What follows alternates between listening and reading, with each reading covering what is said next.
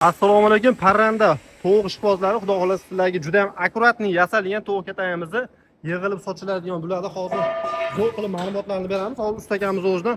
Ustaga buni bitta qulayliklarni ko'rsatib yuboring.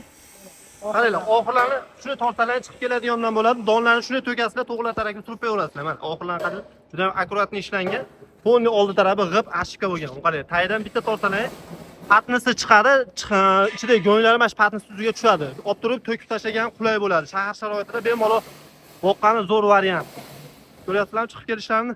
Endi yon tarafda ikkita eshiklari bor. Ikki tarafda mana eshiklarni qaranglar, suv qo'ygan joylarigacha tashlab ketinglar. Mana tayyor plasmassa bor.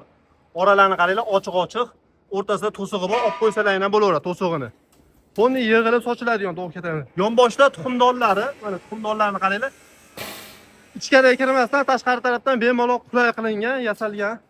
Qolgani ham mana bu yonboshda ham bitta eshigi bor.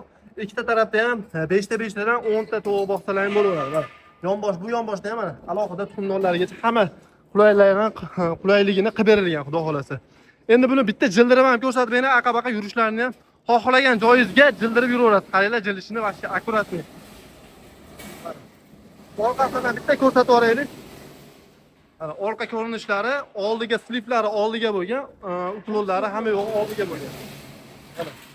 Jildirib yuraverasizlar xohlagan joylaringizga. Mana shu tovuq katam sizlarga yoqqan bo'lsa, qiziq bo'lsa, bittadan like bosib, pastda nomerlar qoldiramiz, aloqaga chiqsalar, chiroyli narxlarda xudo xolasa qilib beramiz. Shu holatda tayyor bo'lishi 3 800 000 so'mga ponni komplekt holatda bityapti. Sog' bo'linglar, salomat bo'linglar.